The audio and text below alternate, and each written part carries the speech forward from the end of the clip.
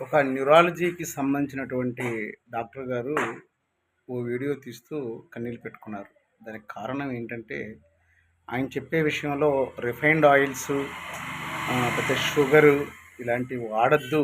ఖచ్చితంగా గానుగ నూనె వాడండి అని చెప్పేసని పర్టిక్యులర్‌గా చెప్తూ కన్నీళ్ళు పెట్టుకున్నాడు.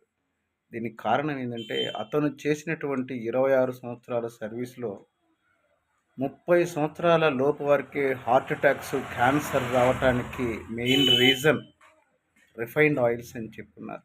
సో, ఓ డాక్టర్ పెట్టుకున్నటువంటి కన్నీళ్లకు విలువ లేదా? ఇప్పటికీ కూడా మనం ఆర్థిక సమస్యలతో బాధపడుతూ చిన్న చిన్న వాటికే మనం అనారోగ్యాన్ని కొని తెచ్చుకుంటున్నామా? ఒకసారి ఆలోచించండి. ఆ డాక్టర్ గారు చెప్పింది రిఫైన్డ్ ఆయిల్స్ వదిలేసేసి గానుగ నూనెను వాడండి. తాతలు, తండ్రులు ఇవన్నీ గానుగ నూనెలు వాడారు కాబట్టే వాళ్ళు ఇంతకాలం బ్రతికారు.